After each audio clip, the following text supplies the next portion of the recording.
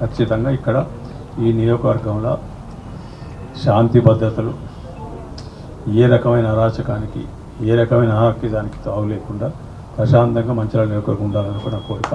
ఆ ప్రస్థానాన్ని చేసుకుంటూ వద్దరు తప్ప ఇంకా ఏరే ఆలోచన లేదు. ఇక బీఆర్ఎస్ కౌన్సిలర్ ఆత్మహత్య యత్నం, ఎమ్మెల్యే ప్రేమ్ సాగర్ రావు ఒత్తిడితో అక్రమ కేసులు పెడుతున్నారని గొంతు కోసుకున్న సత్యనారాయణ మంచిర్యాల జిల్లా కేంద్రంలో దారుణం అని చెప్పేసి ఇక్కడ వార్త చూస్తా ఉన్నాము.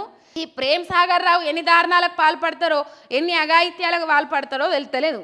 వీళ్ళు ప్రేమ్ సాగర్ రావు మొన్నటిదాకా భూమికి సంబంధించిన ఇష్యూ నడిచింది, మళ్ళా బీఆర్ఎస్ కౌన్సిలర్ ఆత్మహత్య యత్నం. ఆయన వేధింపులు తట్టుకోలేకపోతున్నారు. ఒక జాగా విషయంలో అక్రమ కేసు బనాయించిర్రటన వల్ల అది సంబంధం లేకున్నా